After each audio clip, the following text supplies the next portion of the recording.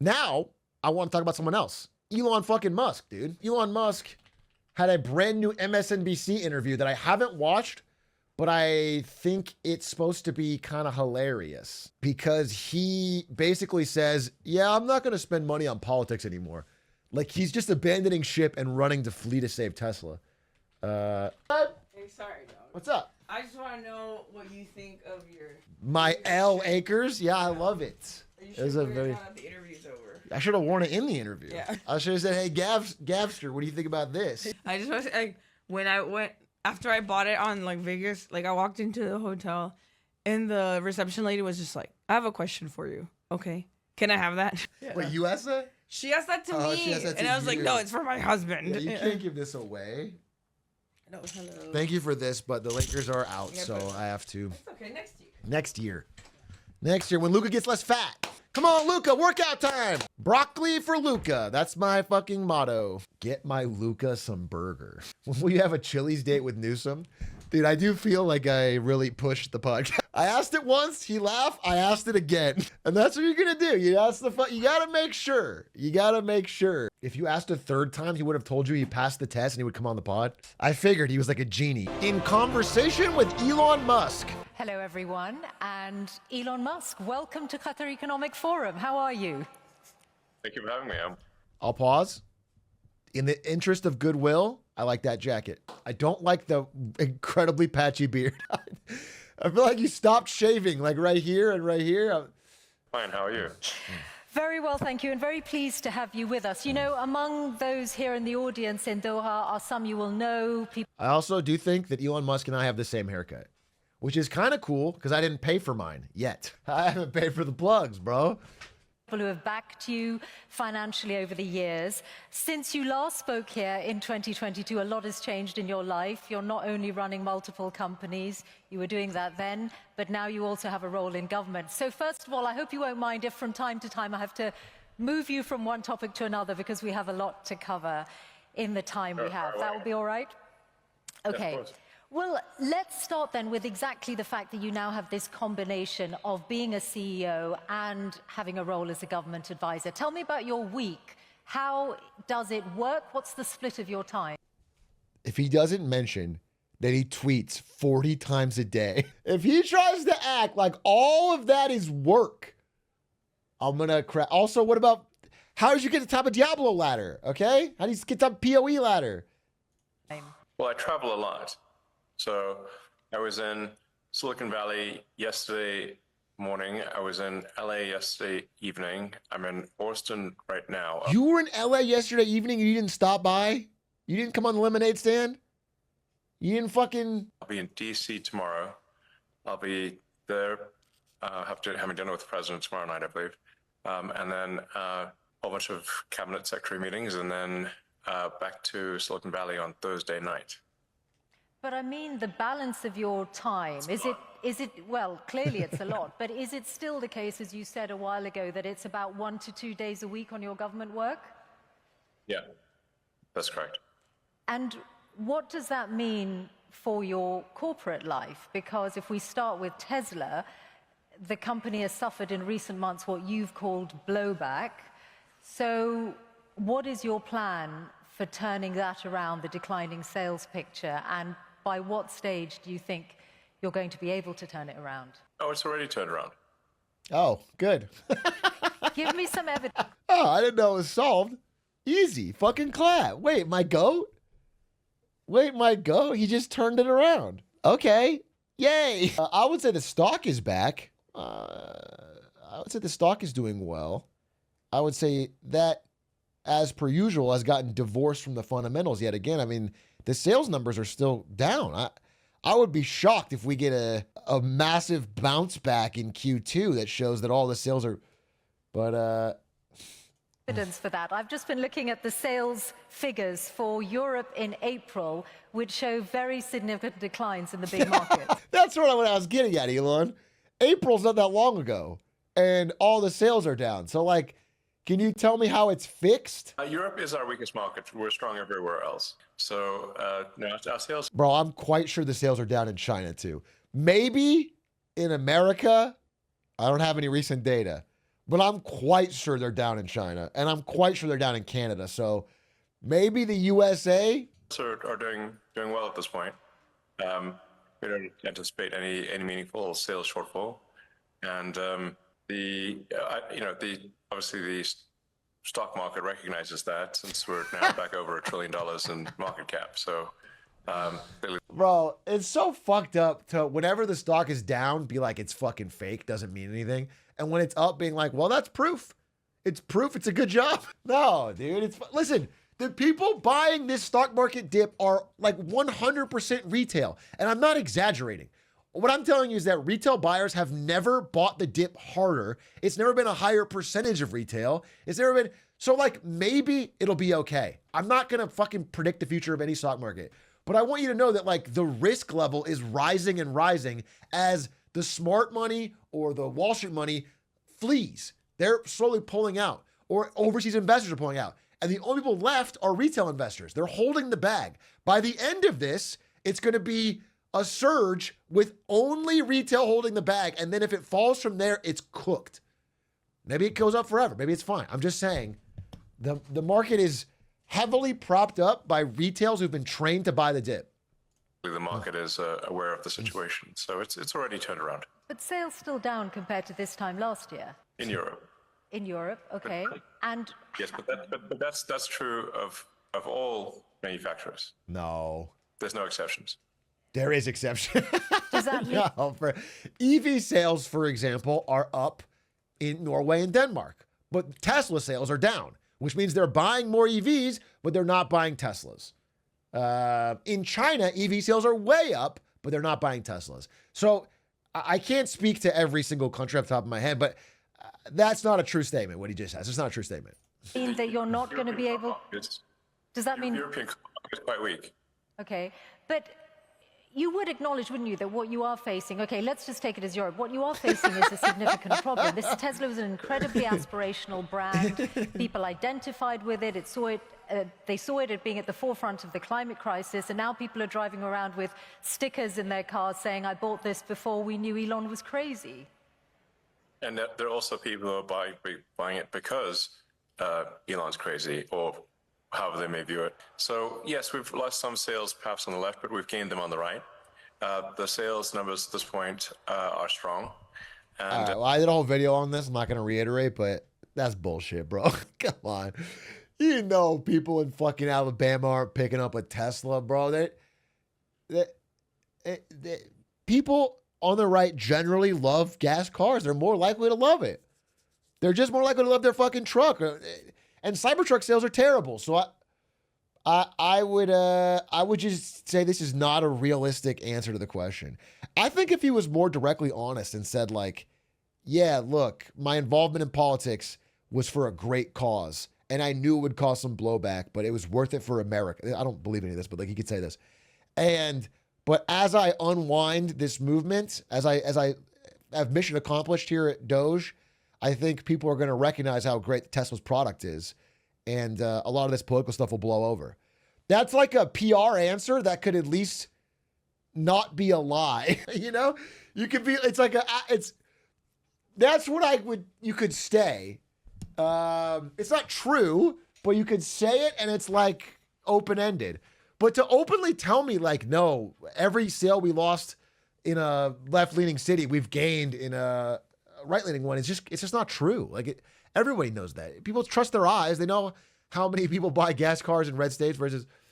We see no problem with demand. So what do you... And I mean, you can just look at the stock price. If you want the best inside information, the stock market analysts have that. And okay, please save this clip for when the stock goes down. Like, it's so easy to say this when you're on an upswing.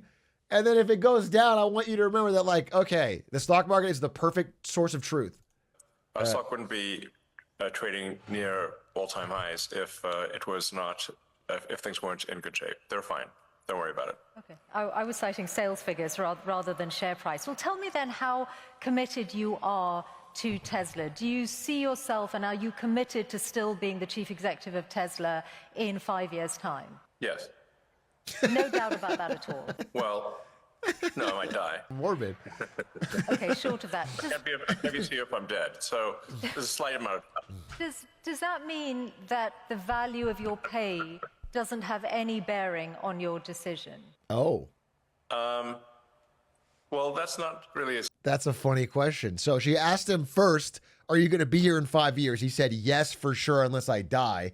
Then she caught him with the follow-up question because he's in a big struggle over pay right now. He's asking for a lot more money from Tesla. And it's like, okay, so if they don't pay you, are you going to leave? It's a good follow. It's a good question. It's kind of a little bit of a 1-2 trap there. subject for discussion in this forum. Yeah, I mean, a lot is underselling it. He's asking for more money than any CEO has ever been paid ever in any company of all time. I think he's asking for more money than Tesla has made in profit in the history of the company in a 1-year pay package. Just to be clear, it's like $50-something billion.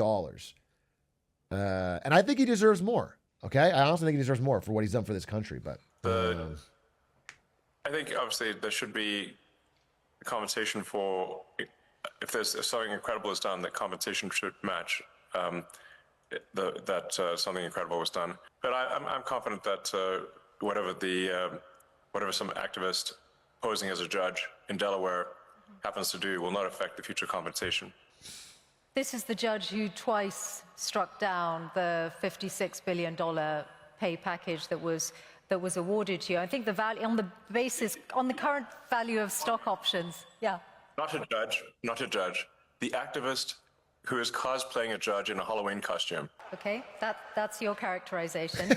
I think on the current value. bro, he's so pleased with that. She is a judge. She is a judge. Dude, look how happy he is, though. I'm almost happy for him. I mean, that joke killed in his mind. As someone who laughs at my own jokes, I love it. Well, let's go. Let's fucking go, bro. Stock options. I think the actual justice according to the law. On the current value of stock options, I think the value of that pay package stands at about $100 billion. Are you saying you are relaxed about? Jesus Christ, it's $100 billion now? How can you possibly ask for that as a CEO when the company is doing so poorly? $100 billion? You want a full McDonald's. You would like the entire market cap of McDonald's as your CEO pay. The company has not made $100 billion in profit ever, combined, all years combined. That's the value of your future pay package. Your decision to be committed to Tesla for the next 5 years, as long as you are still with us on this planet, is completely independent of pay? No. It's not independent. So pay is a relevant factor then to your commitment to Tesla. It's sufficient voting control such that I cannot be ousted by activist investors is what matters to me. And I've said this publicly many times. But let's not have this whole thing be a discussion of my alleged pay. It's not a money thing. It's a reasonable control thing over the future of the... Dude, it's so crazy to ask for $100 billion pay package and just say it's not a money thing. Like, there are states that don't have that much money. You know what I'm saying? There's that amount of money is, you can fund schools and like it's such an absurd amount of money to be like, it's not a money thing. Like 100 billion, I would take 98 billion. It's like, I don't do it for the money. It's not, I just want voting control over this $1 trillion company. Company, especially if we're building millions, potentially billions of humanoid robots. I can't be sitting there and wanting to get tossed out by, for political reasons, by activists. That would be unacceptable. That's all that matters. Now let's move on. Okay, well, just one question. Let's move on. Well, one question before we move on to other companies, which is that I wonder if some of what has happened to Tesla in the last few months, did you take it personally? Yes. And did it make you regret any of... Bro has so much riz, dude. That's the thing is, he's got so much riz. He's able to flow in a conversation so well. Or think twice about your political endeavors? He's thinking. Because it is... I did what needed to be done. The violent antibody reaction, and I'm not someone who's ever committed violence, and yet massive violence was committed against my companies. Massive violence was threatened against me. Who are these people? Why would they do that? How wrong can they be? They're on the wrong side of history. And that's an evil thing to do. To go and damage some poor innocent person's car, to threaten to kill me. Can you put the SpongeBob sad in, bro? The richest person on earth, deeply enmeshed in our government, going up here and giving a sob story about how sad his life is, how he's so underappreciated, saying he got the job done, I did what needed to be done. What'd you fucking do? The deficit's not cut. The deficit is blown out. It's bigger. Bro, if you cut the deficit, I would be up here fighting with my chat and being like, listen, bro, I don't like him, but yeah, but you didn't do it. You didn't do shit. And now you're acting so sob story about it. Oh my God, dude. What's wrong with these people? I've not harmed anyone. So something needs to be done about them. What? And a number of them are going to prison. Yeah, They Venezuela? deserve it, and more will. You're referring to the attacks on Tesla showrooms, but I think Yeah. what Firing bullets into showrooms and burning down cars is unacceptable. Yeah. Those people will go to prison, and the people that funded them and organized them will also go to prison. Watch Don't out, worry. George Soros. You- We're coming for you. wouldn't you I forgot this is in Qatar. The audience fucking loves it. Oh, wait, talking about hunting people down. Qatar, that's fucking, oh yeah, this plays. He knows the crowd, bro. That's fucking, yeah, cut off their hands. But wouldn't you acknowledge that some of the people who turned against Tesla in Europe were upset at your politics? Yeah, I mean, what's the question about, are you going to arrest them in Europe? You know, they burned down a Tesla dealership in France. Are you going to arrest talking about invading France? And very few of them would have been violent in any way. They just objected to what they saw you say or do politically. Well, it's certainly fine to object to political things, but it's not fine to resort to violence and hanging someone in effigy and death threats. That's obviously not okay. You know, that's absurd. That is in no way justifiable at all, in any way, shape, or form. And some of the legacy media nonetheless have sought to justify it, which is unconscionable. Shame on them. Let's talk about your other companies then and other business areas. SpaceX. It's a little, it just feels so horseshit to me. A different person can make that argument and I would believe them and agree with them. Because I do think that like burning down a Tesla dealership is not a good thing to do. I said that in my fucking presentation.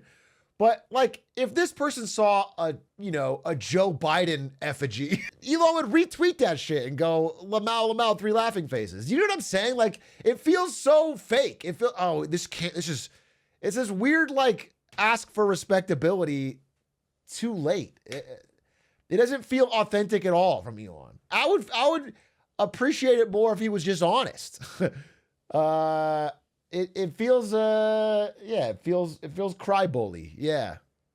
It's a bunch of shit, Brian. Doesn't I saw that you said in a speech at the West Point Military Academy. Bro, your VP bit with Gavin is so obvious. Oh yeah, you caught me? Fuck, caught. Yes, it's going to be the Glizmeister and Gavin 2028, dude. I'm going to bring the elderly vote. But it's all part of my plan to, I'm going to teach him the Justin Trudeau stair fall. He's going to fuck it up, get hospitalized. I become president by default. Easy clap. Big A in the White House. And we're going to fix some shit around here. First of all, mandatory uninstalling League of Legends. Everyone's computer. We need more free time back. Okay? Step 1. And I will be doing that via police state. Lakers automatic seed to the finals. Yes, absolutely. LeBron needs his rest. Till age fucking 50, he's going to be allowed to play. Automatic seed to the finals. And he gets one cheap shot. Academy recently that the future of warfare is AI and Tough but fair. He tells it like it is. drones. And obviously defense is an increasingly booming sector with the state of the world at the moment. Do you see SpaceX moving into weaponized drones? Oh, big question. You certainly ask interesting questions that are impossible to answer.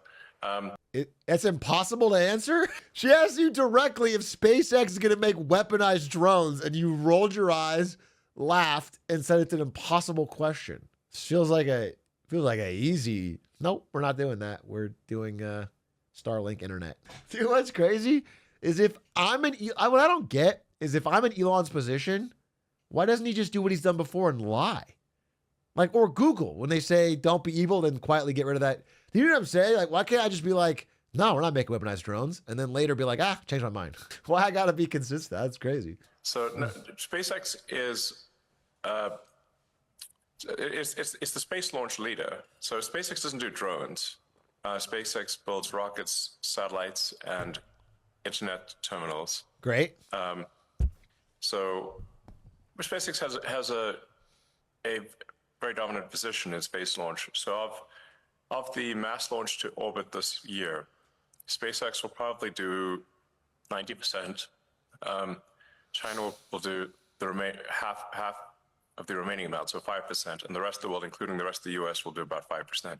So SpaceX will do about 10 times as much as the rest of the world combined, or 20 times as much as China, and China is doing actually a very impressive job. The reason for this is that we are putting into orbit the largest satellite constellation the world has ever seen by far. Okay. So she asked about drones.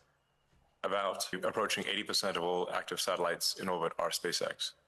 And they're providing high bandwidth global connectivity throughout the world. In fact, this connection is on a SpaceX connection.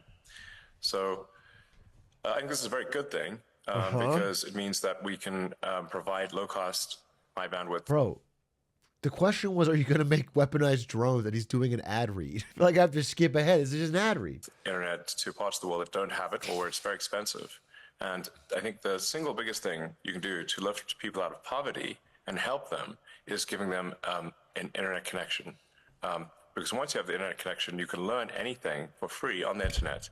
And you can also sell your goods and services. Actually, we agree on this. I think even in sub-Saharan Africa or anywhere, the greatest thing they need is access to YouTube to watch Big A clips. Because that will allow them to build their own entrepreneurial spirit. Okay? I think we should be airdropping flash drives with my full discography. And I do mean the albums to developing nations. This is how we fucking turn this world around. Services to the global market. Once you have knowledge by the internet and the ability to engage in commerce, that this is going to greatly improve quality of life for people throughout the world, and it has. Did he say the ability to engage in comments is what's going to improve quality of life? Because I will disagree. I think the ability to engage in comments is what has ruined our brains collect. Oh, commerce. All right. In that case, just my brain's ruined then. You continue. My brain's ruined. I just heard comments because I'm on fucking YouTube all day. And I'd just like to thank anyone in the audience who may have been helpful in, with Starlink and getting it to approved in their country. And I think it's doing a lot of good on the countries that have approved it, which is, I think at this point, 130 countries are very happy with it. Great. I don't currently anticipate SpaceX getting into the weapons business. It's not an aspiration. We're frequently asked to do weapons programs, but we have thus far declined. Do you envisage SpaceX or indeed Starlink as a separate entity publicly listing in the near future or at all? He wouldn't say that here. It's possible that Starlink may go public at some point in the future. And what would be the time frame? Starlink. What kind of time frame are you considering? I'm in no rush. I'm in no rush. Yeah, I mean, that's kind of a dumb question, to be honest. He's not going to answer that. There's a lot that goes into that, and yeah, there's just no reason to. Rush to go public. Public is, I guess, a way to potentially make more money, but at the expense of a lot of public company overhead and inevitably a whole bunch of lawsuits, which are very annoying. So really, something needs to be done about the shareholder derivative lawsuits in the U.S. Because it allows plaintiffs' law firms who don't represent the shareholders to pretend that they represent the shareholders by getting a puppet plaintiff with a few shares to initiate a massive lawsuit against the company. And won't somebody think of the shareholders? He's not even saying that. He's saying, won't somebody think of the CEOs who have to answer to their own shareholders? He's one step above. He's saying he's annoyed that shareholders can sue the management of the company if they feel like it's not being managed well. Irony being. And the reason he's mad about this is because he was sued by shareholders in Tesla over his pay package, which was obscene. And they won, and that's why he lost it under that Delaware judge. That's what he's letting out his rage over the fact that some shareholders, even though they don't own as many shares as he does, can sue the company and get rid of his pay package. It's an absurd thing to be complaining about. Like, this is not the problem. Certainly, the idea is like no company will want to go public because they get sued, except a million companies are public. All the biggest companies in America are public. Being that extreme irony that even if the class they purport to represent were to vote that they don't want the lawsuit would still continue. So how can it be a class action representing a class if the class would vote against it? Because it doesn't have to be over half of the shareholders to vote to sue. You own a ton of shares. You and your brother and people on the board can outvote everyone 50% and say there's no, oh yeah, thanks man. And say there's no problem with the pay package. But if someone owns 10% of the shares or less, they should still be allowed to sue if you're breaking the law by making an absurd pay package. By the way, Art brought me a meal. How about that? W wifey. And that's the bizarre situation we've got in the U.S. It's a dire need of reform. As anyone who's running a public company. Also, to say that the thing that's in dire need of reform in the U.S. is the ability of shareholders to sue the CEO. That's our biggest problem.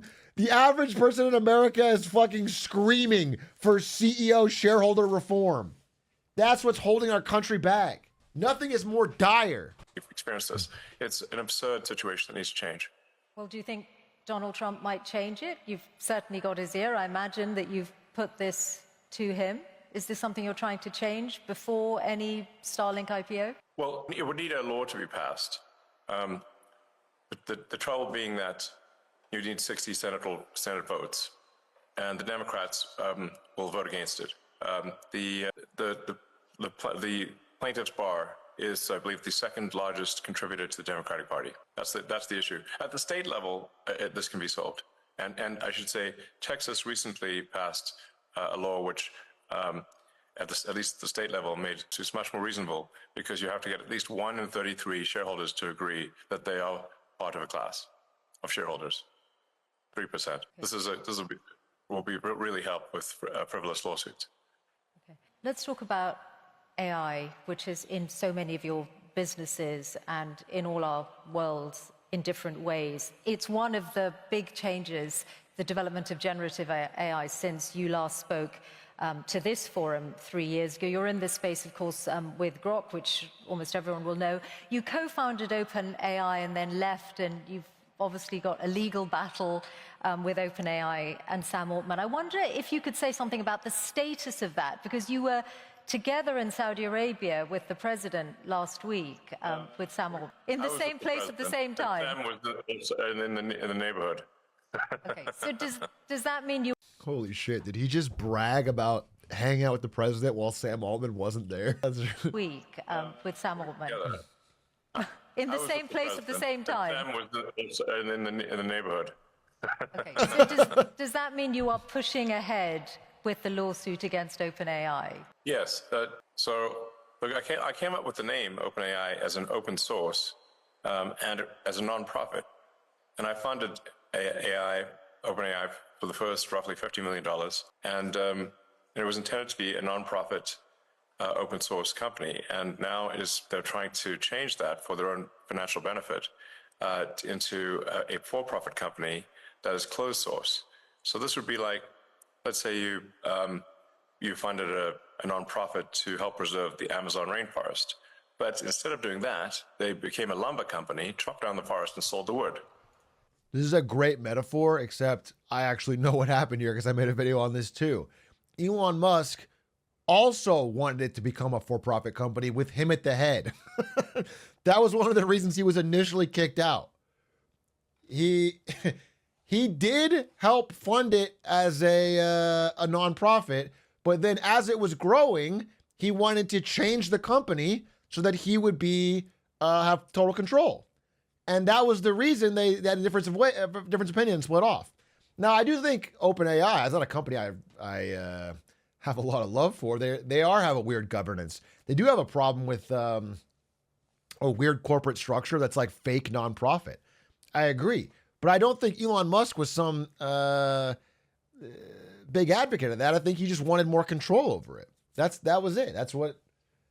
You'd be like, wait a second, that's not what I funded. That's OpenAI. They've made some changes to their corporate structure, though, haven't they, since? In recognition of what you've said. And No, that's just what they told the media.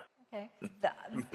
They have partly walked back their plan to restructure the business. I guess that's made no difference to how you feel about it. So you're determined to see them in court? Of course. Okay. Well, that's certainly going to be one to watch. I also wanted to ask you about AI and regulation, because when you were here last talking to John Micklethwaite, you had some pretty strong words about the risk that AI poses, and you said that you really felt what the US was missing was a federal AI regulator, that something along the lines of the Food and Drug Administration or the Federal Aviation Administration. Now, you're clearly now in a zone where you're more on the cutting regulation side than wanting new regulators. So has your view changed on the need for an AI regulator? Well, it's not that I don't think there should be regulators. You can think of regulators like referees on the field in sports. There should be some number of referees, but that you shouldn't have so many referees that you can't kick the ball without hitting one. So in many...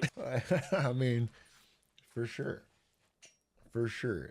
Interesting metaphor. In most fields in the U.S., the regulatory burden has grown over time to the point where it's like having more referees than players on the field. And this is a natural consequence of an extended period of prosperity. It's very important to appreciate this. This has happened throughout history. When you have an extended period of prosperity with no existential war, there's no. He's waffling again. I agree with this in principle and in spirit for things like housing. I think what he's saying applies to things like housing or NIMBYism or things that are stopping building of high-speed rail. But the question again was on AI, which currently has no regulation. But it's not like we have a problem of too many referees. There's no regulation. And so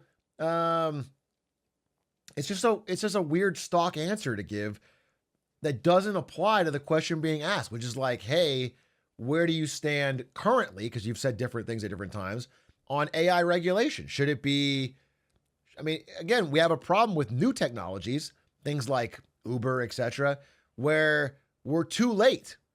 There's many things where we regulated too much and it slowed everything down. And then there's new technologies where we don't regulate it until it's way too late. And they've already destroyed industries or undercut prices or, caused a lot of problems. So I feel like AI is one, especially with what it's doing to schools and everything, where you'd want to have an eye to thinking proactively instead of waiting too long.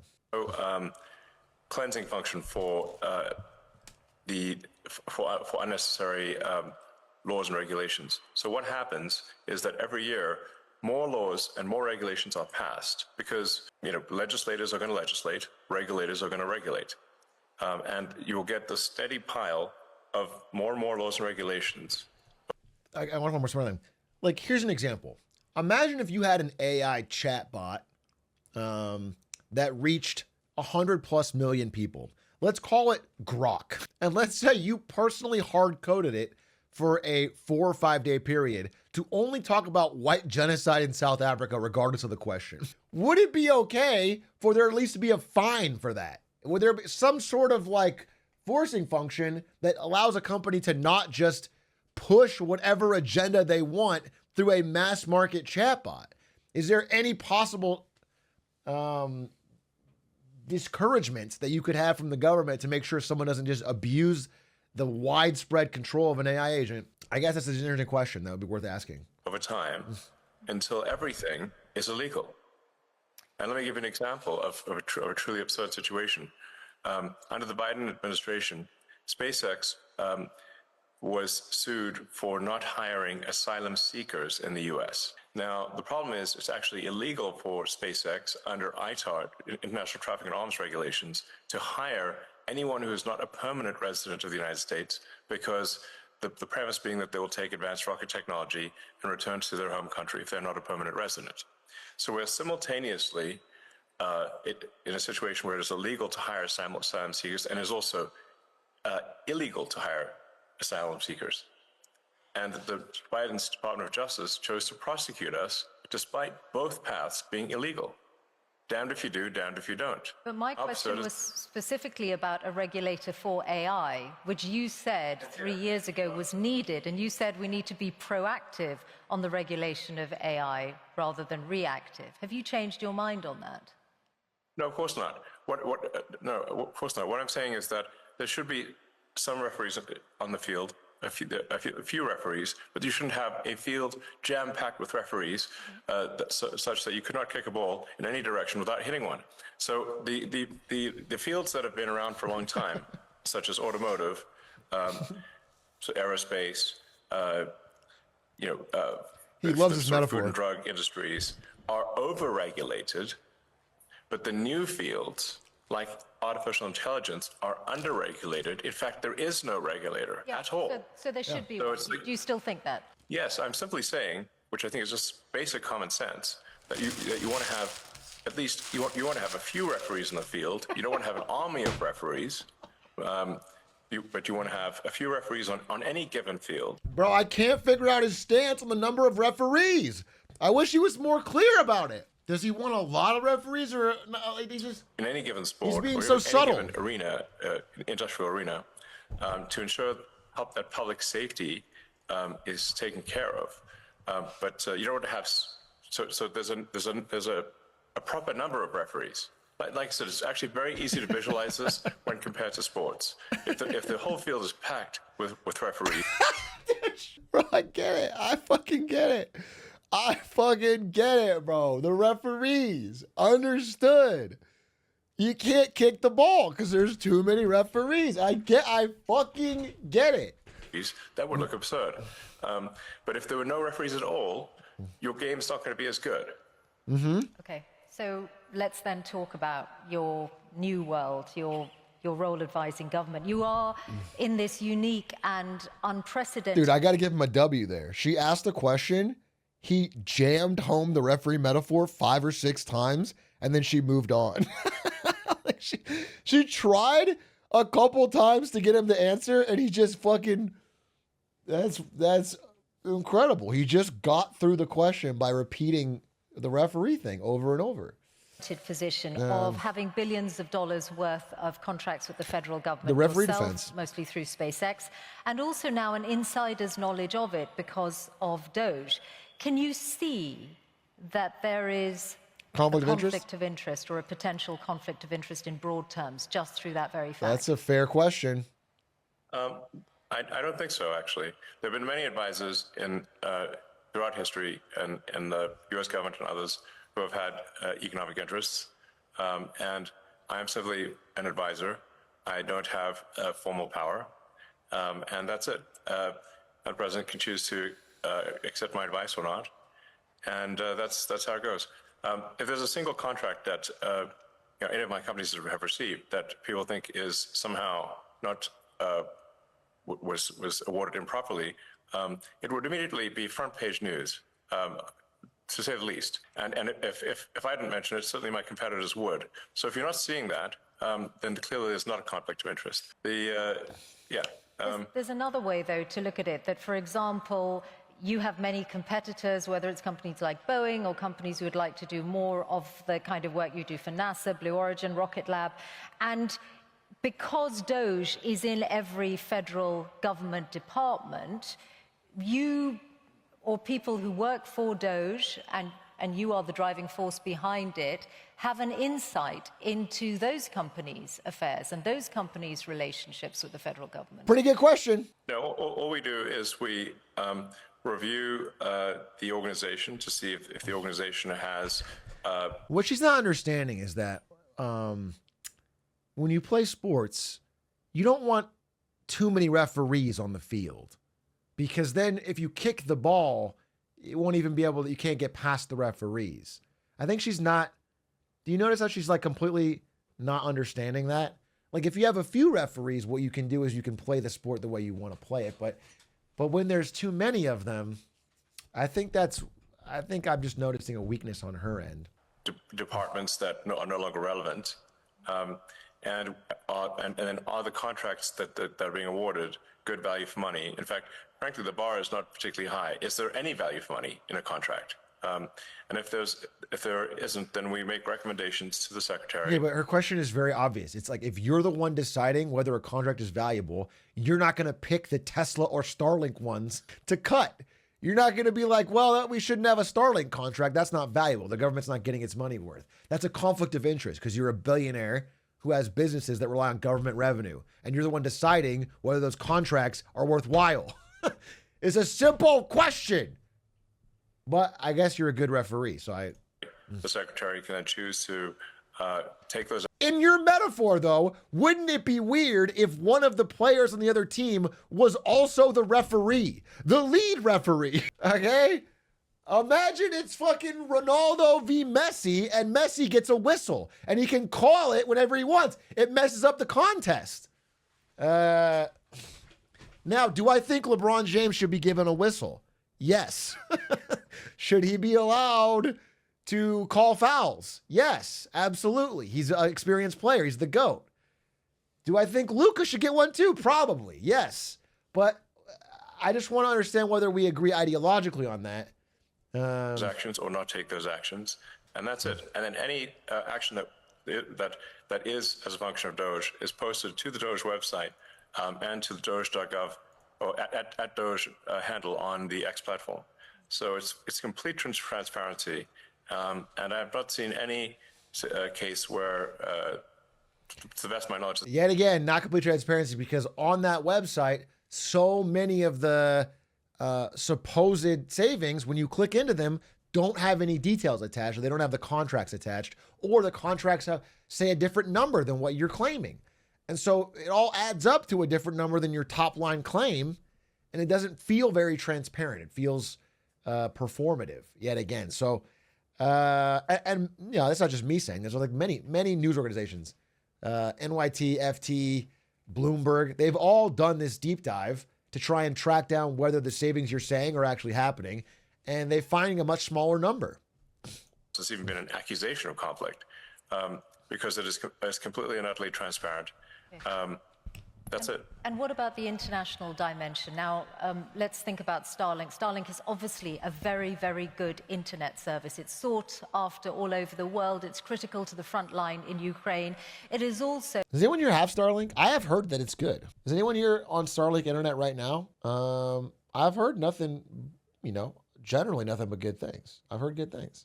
Especially because it's available in areas that don't have good options.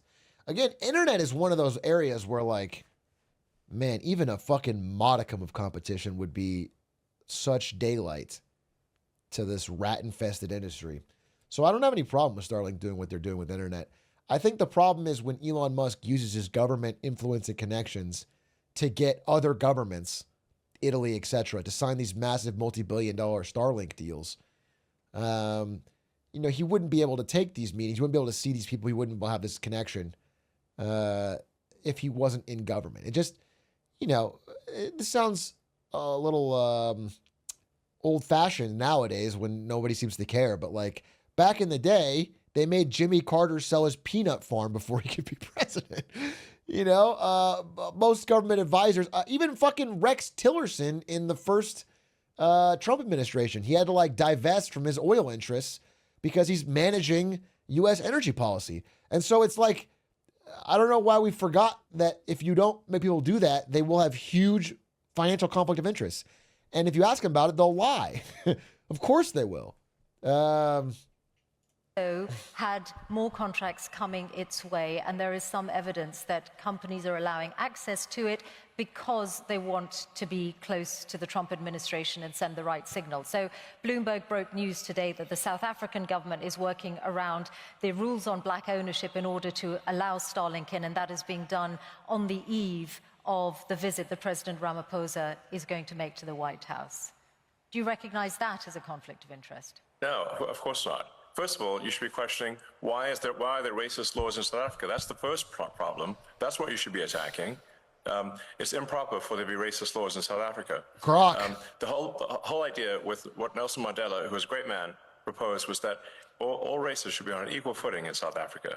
That's the right thing to do, not to replace one set of racist laws with another set of racist laws, which is utterly wrong and improper. I heard this from Grok. That's the deal, that all races should be treated equally, and there should be no preference given to one or the other. Whereas there are now 140 laws in South Africa that basically give strong preference to if you're a black South African, and not otherwise. And so now I'm in this absurd situation where I was born in South Africa but cannot get a license to operate in Starlink because I'm not black. Well, it looks Does like that that's seem about. right to It you? looks Does like seem that. right to you? Looks like that's about to change. I just asked you a question. Please answer. Does that seem right to you? Well, those rules were designed to bring. Yes or no? Those rules were designed to bring about an era of more economic equality in South Africa, and it looks like the government has found a way around those rules for you. I asked you a question. This is. He's such a kid, bro.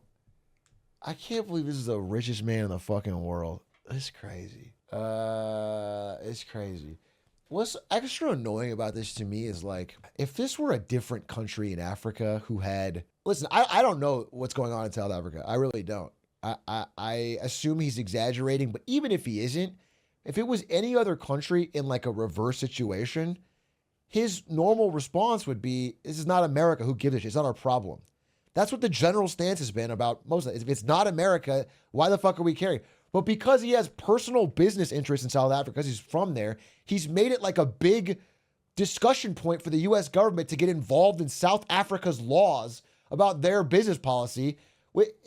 It's just, it doesn't make any sense. It has nothing to do. So it's just very hypocritical. It feels like totally not relevant to the majority of Americans, but he's making it seem like it's a big story to them. This is your interview. Everyone wants to hear from you. Ask you a question. Yes or no?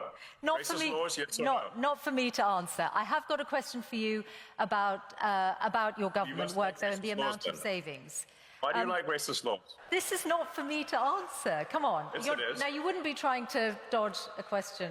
You have to that ask a is question. difficult for I you answer to my answer. question. No, you answer Look, mine. I think if you, I'm sure you can have that conversation directly with the South African government if you want to. I want to ask you about the total. I can't believe it. That's not good. I want to ask you about the total Why do you love amount. racism? I want to ask you about the total amount that you're planning to save through Doge's work. Before the election, you said it was going to be at least $2 trillion. Oh, shit. The number currently on Doge.gov is $170 billion. That's a big change. What happened to the $2 trillion? Well, do you expect it to happen immediately? Well, is it going to happen? Because Doge is supposed to run till next July. I mean, your question is absurd in its fundamental premise.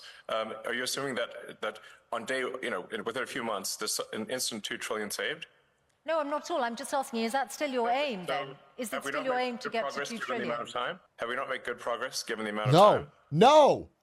That's exactly what I'm asking. So is it still your aim to go from 170 billion to 2 trillion? The ability of Doge to operate is a function of whether the government, and this includes the Congress, is willing to take our advice. We're not the dictators of the government, we are the advisors.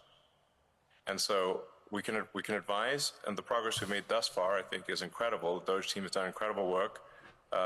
But the magnitude of the savings is proportionate to the support we get from Congress and from the executive branch of the government in general.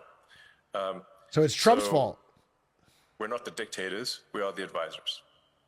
But thus far, for advisors, the Doge team, to their credit, has made incredible progress. I disagree. You've talked about $4 billion a day being saved, but that won't get, which is, and I think everyone can agree that combating waste and inefficiency in government is a very good thing. But if you add that up, it's not going to get to 2 trillion over the lifetime of Doge. I'm sorry. The 4 billion a day, if Doge is going to run till next July, is not going to get you to $2 trillion. But you still say it's your aim, so we'll take that as read. There's what Doge. I mean, I feel you're somewhat trapped in the NPC dialogue tree of a traditional journalist. So it's difficult when call her an NPC? conversing with someone who's trapped in the dialogue tree of a conventional journalist, because it's like talking to a. Bro's going full gamer. Yeah, I'm trapped in an NPC dialogue tree. She just asked you a question, bro, about the thing you're doing with our government. She just asked you a reasonable question with Matt. At $4 billion a day, you won't get to $2 trillion. You said $2 trillion. Why not? Why are we not there? Computer. Doge is an advisory group. We are doing the best we can as an advisory group. The progress made thus far as an advisory group is excellent. I don't think any advisory group has done better in the history of advisory groups of the government. We do not make the laws, nor do we control the judiciary, nor do we control the executive branch. We are simply advisors. In that context, we are doing very well.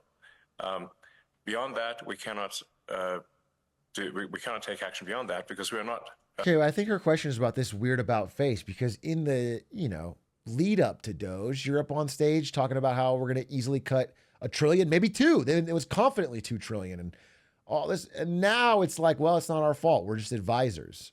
It's Trump and it's Congress. But, this was the criticism you were receiving when Doge was first announced, and you said it wouldn't be a problem. So I just think Doge has been a colossal failure, and I feel like it's not fair to cop out and say, we're just advisors. The only things you advised on were inconsequential to the national debt and deeply consequential to the few programs you defunded. I mean, I'll give you a real world example.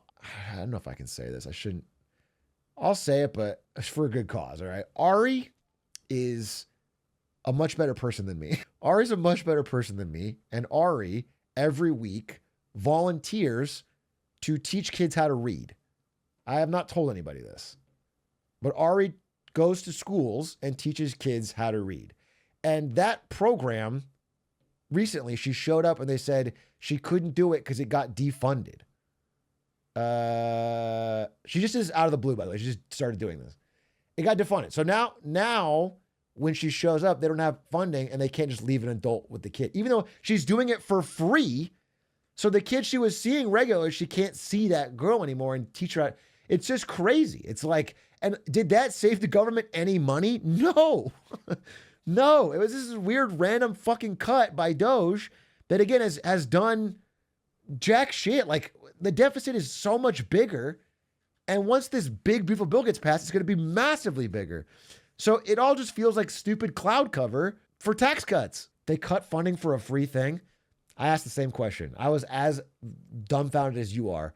But apparently they need some staff there to supervise. Otherwise, anyone could be like, I want to teach kids how to read and then walk into a school. And it's like not. So you have to have staff to supervise and the staff no longer exist. And so no, the volunteers get sent home. So it's just super cringe. There's some sort of imperial dictator of the government. There are three branches of the government that are to some degree opposed to that level of cost savings.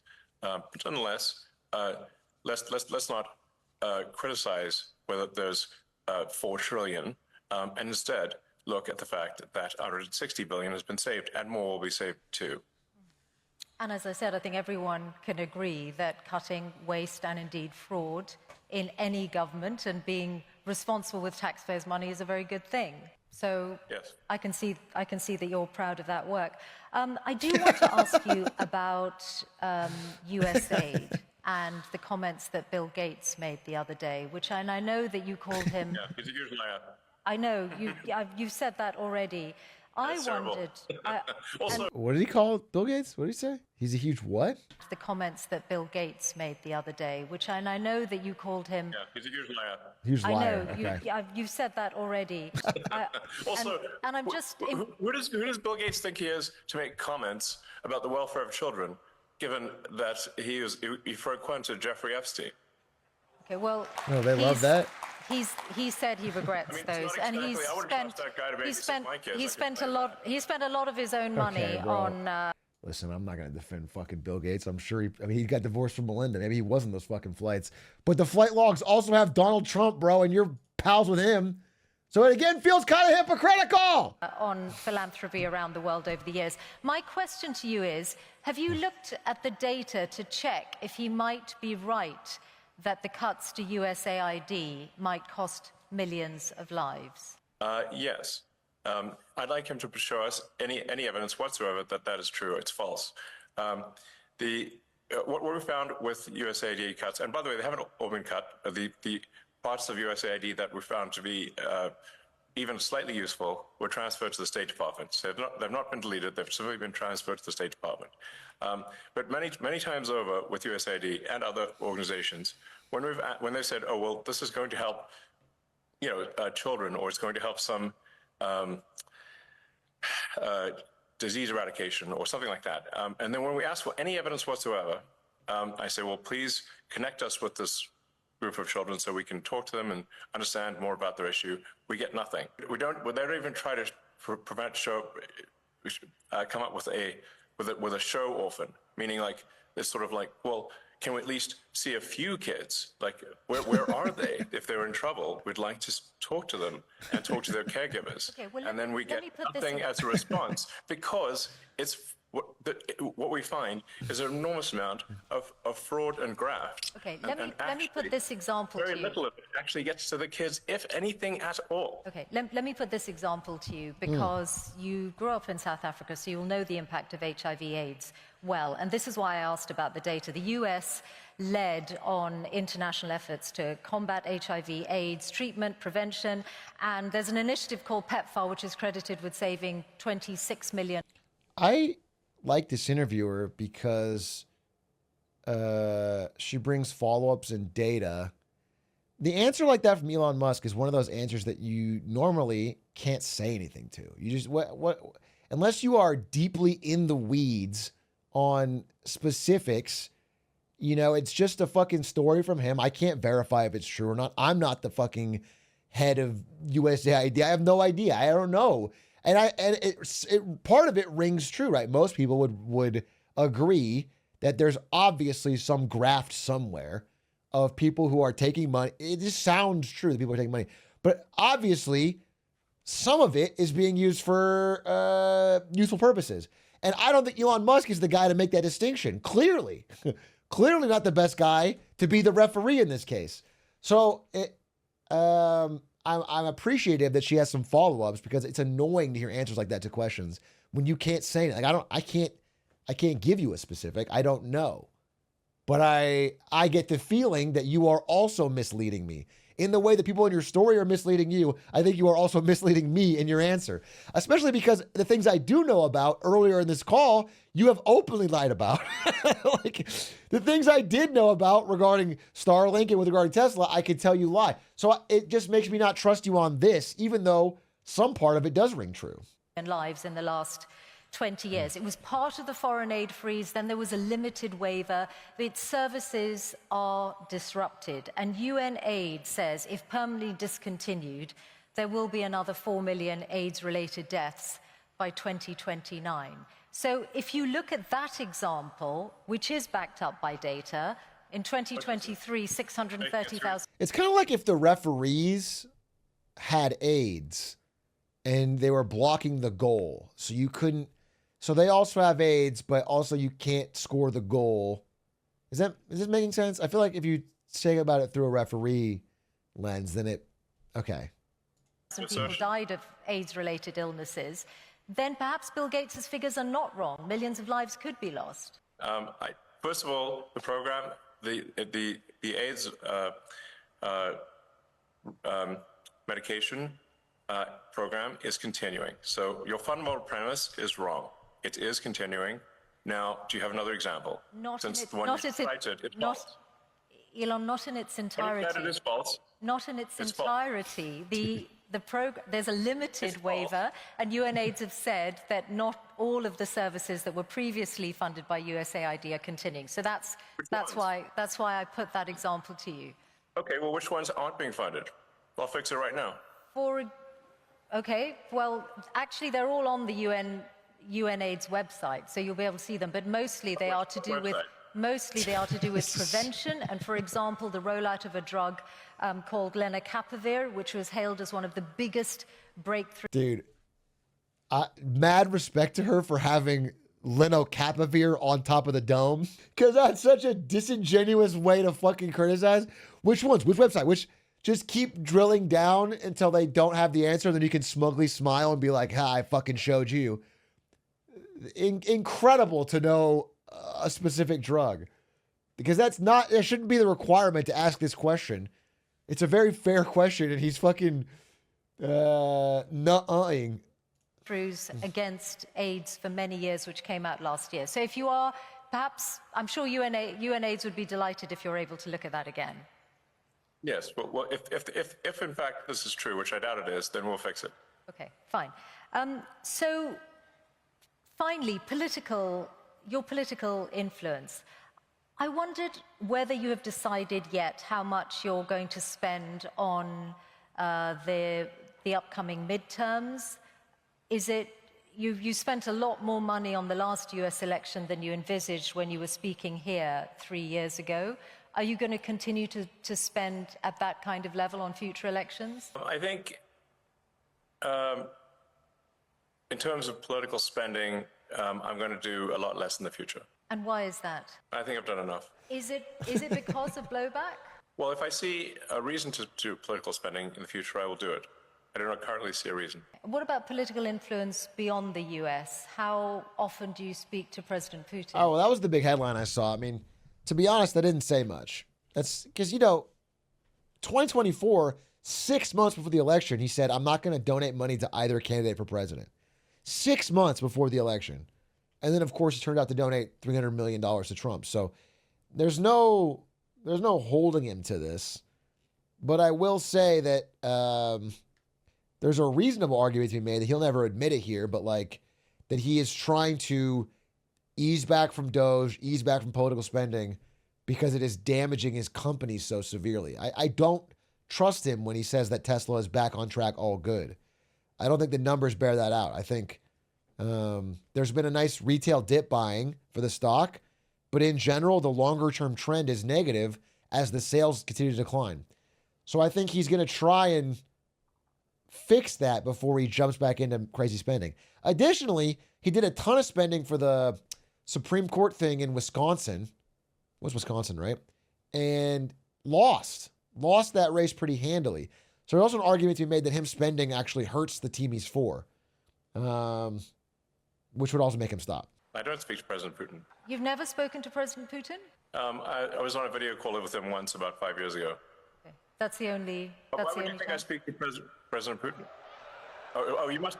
I get it. Because You I've believe heard the you legacy. speak. Actually, I've heard you speak about it. For example, in your West Point speech, you said, "Oh, I challenged President Putin to was it an arm wrestle?" And I know the Wall Street Journal has reported your reported conversations. Yes. If you're saying they haven't happened other than once, I'll take that as read. Is there a worse publication on the face of the earth than the Wall Street Journal? I wouldn't use that to line up my cage for parrot traffic. That newspaper is the worst newspaper in the world. If there's one newspaper that should be pro-capitalist, it's the one with Wall Street in the name, but it isn't. So I have the very lowest opinion of the Wall Street Journal. Absolute nonsense. And you clearly believe the tripe that you've read in those papers. I read very widely, and I'm putting these questions to you so that you have an opportunity to respond to them. It's a fair question, and for which we're all grateful to hear your responses. Yes. Okay, we are out of time. So you mentioned me challenging. I did so on the X platform. I challenged Vladimir Putin to single combat over the. But I didn't talk to him. That was a post on the X platform. Great. That's why I asked you, and you've clarified and explained. Thank you. That's why I was. One more referee reference to wrap it up, Elon. Also, I forgot that he did that. This is back when Elon put a Ukraine flag in his bio, right? He was all about it, then he switched. And he was like, I challenged Vladimir Putin to single combat. I forgot that he did that.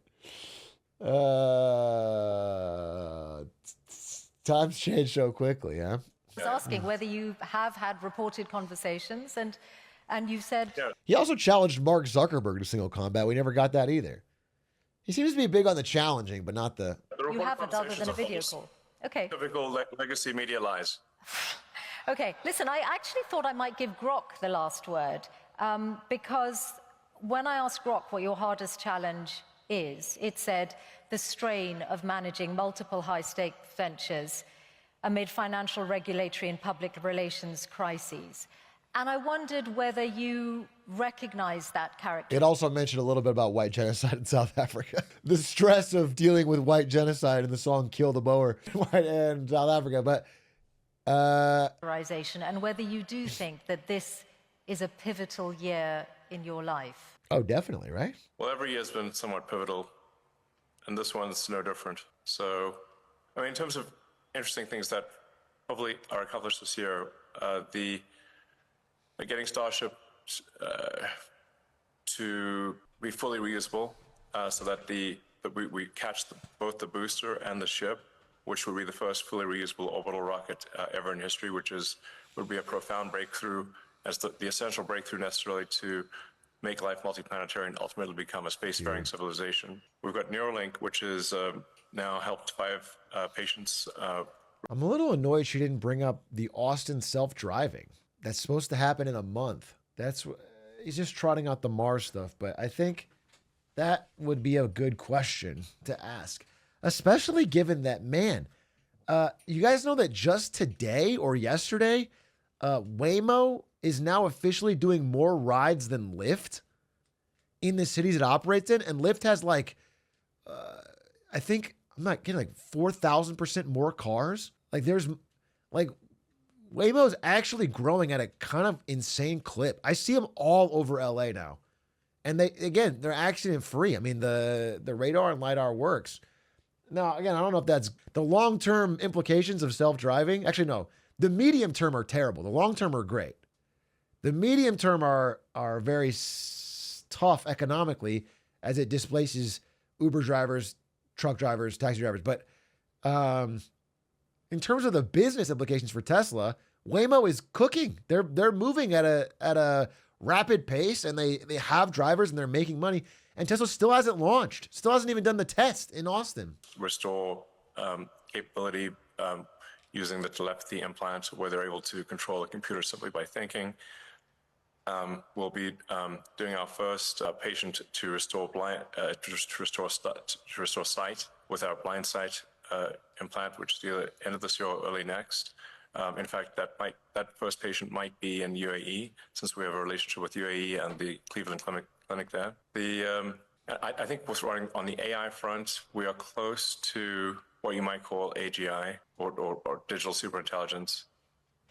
You're close to it, or someone's close to it? I think we are seeing an explosion in digital superintelligence here.